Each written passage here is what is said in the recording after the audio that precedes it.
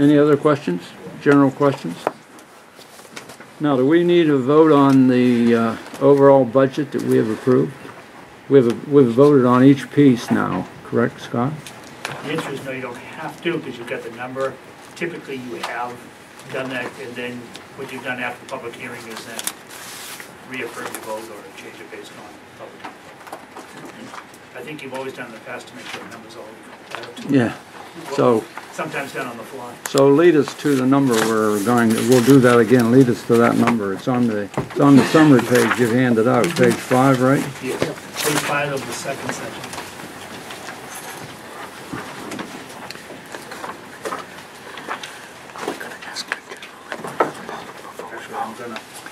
Yes. Yeah, we'll do that. Actually, I refer you to page 6. So basically, in a quick summary, what we're showing here is under general fund, the difference between what the budget committee has recommended to this point and the school board has recommended to this point is $35,389. That's the difference between the two. You both agreed on the food service fund of $416,508, and then you've also agreed on the food service. So right now, if you do nothing and just go forward with what you've done so far, you're bringing forward to the public hearing $24,142,615, which again is the $35,000 difference between the school boards. Right. And I did not. And what we will put in also is right now I will change some of these. Dick asked me to put this together, the summary page based on everything passing, just for an example purpose. So what I'll go back to is, I know I've added in the $74,000 for the warrant article on the lighting, so I have to do some changes on that. That's why this is for your comments, not a... Yeah, this was only so people would see what's going to be handed out at the...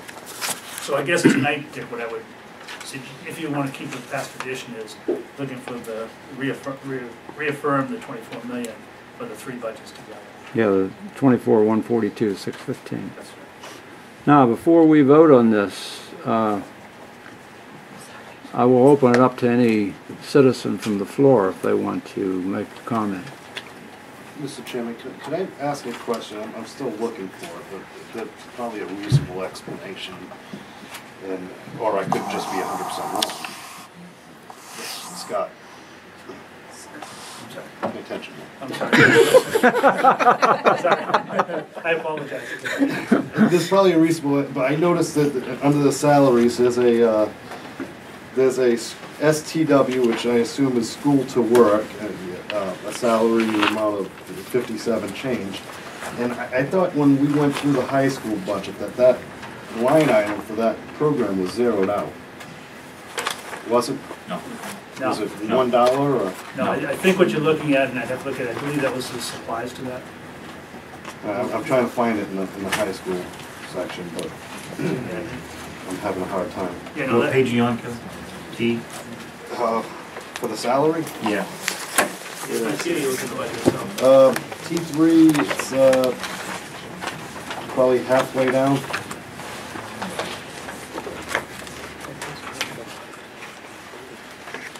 I'm just trying to find the school to work program in the budget. Because I thought there was something, we had asked questions and that was kind of suspended or something. It's going to be included in the teacher salary line, so there's all 1,100 to 112.47. Yeah, and on page 26 of your budget, 26. that's part of the 44.54 full-time equivalent teachers.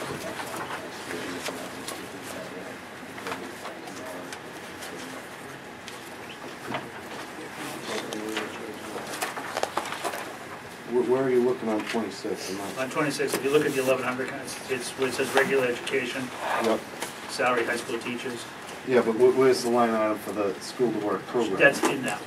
She's a she is. Oh, I thought that was separate. I thought we went over separate. I thought it was like reduced down to $1. No, she's No. in that, No, she's in okay. that line. Like I said, I could be totally wrong.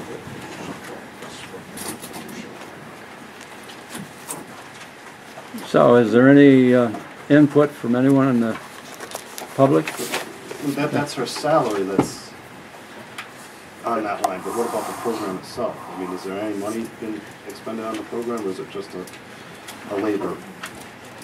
she's just the, she's Just the the, personnel? She's the program. Okay. Fair All enough. supplies are part of the regular supply All budget, right. just right, another good. teacher in the school with another function. Satisfies me. Barbara, you have an input? Thank you, Mr. Chairman. Just a question here, is the, sorry. We record this Just a thing. question, Mr. Chairman. Do I see that the default budget is higher than the proposed budget? Yes. Can you tell me why that is? well, actually, the quick answer to that is we've come in with a budget that's lower than last year. So typically, when you come in a budget that's lower than the previous year, because the default budget is last year's expenditures plus or minus any contractual agreements, so typically, when you come in with a low budget than the previous year, more. Okay, and I don't know if I can ask this question, but I'll ask it anyway. You can tell me if you can't answer it. On the collective bargaining agreement, I understand that these are the cost items, and you said that there were no substance changes in the language that would change the cost items. So is the public to deduce that the contract with the teachers is still step increases and not performance-based pay? Sorry. Okay, try to get the right slide. Sorry. The contract, as it's been approved and as it exists, does not have a performance clause for any staff. No school employee there's no performance fund. That's never been part of the Guilford contract, to my knowledge. Okay. So, all right, what we have left to do is to vote on the budget that we have approved to date so far. We're just going to vote on it as a number. $24,142,615. That's on page 6 of the Oh, draft public hearing I was document. gonna save $1 million if you read my number. I move that we accept the Budget Committee proposed operating budget for the school of $24,142,000, $142,615. Okay, a second. Wait. No, that number's not matching what's on my paper either. 24,142, page 6. That includes the one we did. Oh, we're not, Oh, I see, okay. we're just I talking the apologize. operating budget. I apologize. That's okay. Okay. All those in favor say aye. So second. Oh, Dale seconds. You just quiet in a second. Didn't want to be on the camera. Scott, I just have a quick question, because I want to make sure, because it's $35,000 difference, I want to make sure we're voting on, we're not cutting out, something important. And remember, can you just explain again, there's a huge number that you discovered. Yeah, basically, there's two items in that you're not agreeing with the school board. The first one was $1,000 for summer school transportation at the middle school. The other one was $34,000 that after this was put together, it was discovered that we had the custodial salary in two places. So at the discussion of our group, we had said that, this is something that the budget committee should want to consider taking out. And then when we meet with the school board on Monday night, too, because they'll have one other opportunity to, whether or not they're going to change their budget, we have the same recommendation for that. Because it basically was budgeted in two places and wasn't discovered until after we had passed out all the paperwork. So really, So really, you're looking at a $1,000 difference. all right, and can you just remind me again, the $1,000, if we cut it out, how that's going to affect the summer school transportation? We estimate, right now, we've been able to provide summer school services at the middle school level and have had a bus available for students who can't get transportation back and forth. We found that we did have a balance for last year in that, so the principal recommended cutting that back and the board accepted that. So basically what the subcommittee, I won't speak from, but what they said is, we think you can save a little bit more. Yeah, it was a discussion of what was spent previously and what was budgeted. Yeah, we cut it back, and basically the committee said, I think you should cut back a little bit more. But we still will be providing the services, really, and if it looks like we've got more kids who need to transport, then we'll have to find someplace else in the budget, if in fact.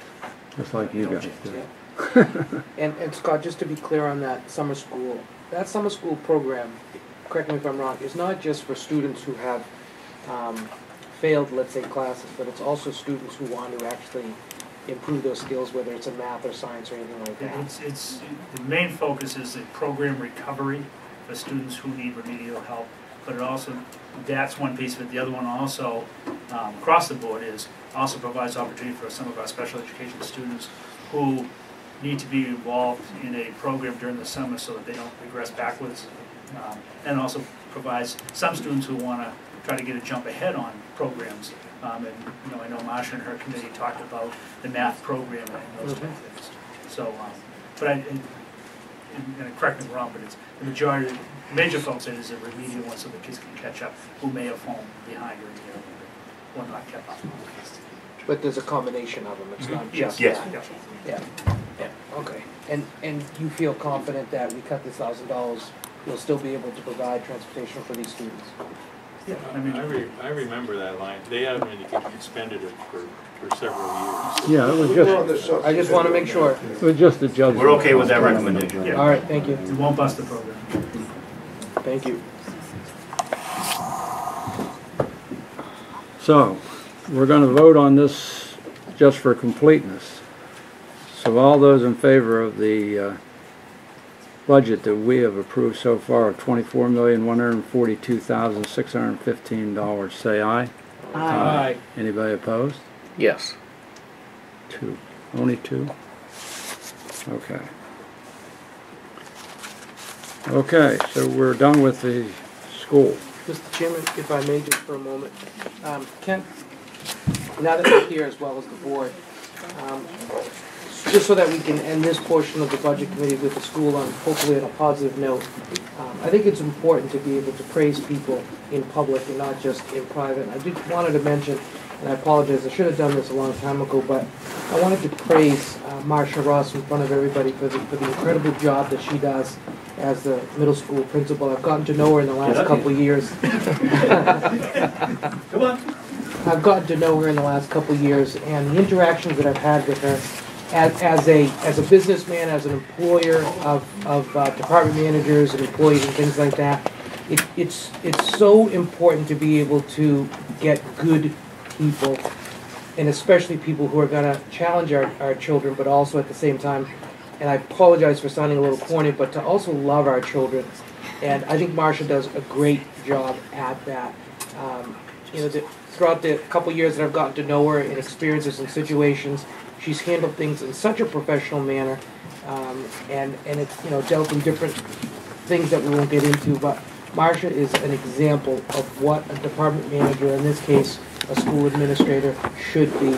And I'm proud as a Guilford parent, but a Guilford resident, and also as a selectman, that if a parent ever came to me and said, how's Marsha to deal with, or I'm having trouble with my kids, I'd be the first one to say, go to Marsha. She is a great woman to deal with, fair, open, honest, and again, Ken, great job. Just remember that on our appraisal and school board. She's a great woman. Great job, Marsha. And by the way, his kid's back into your car. I have insurance. Yeah. Thank you very much, Chris.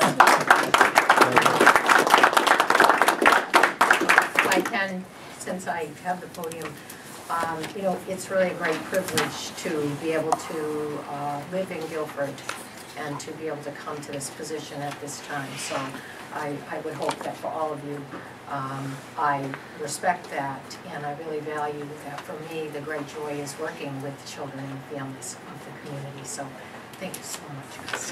Thanks, all of you. Okay, so we'll move on.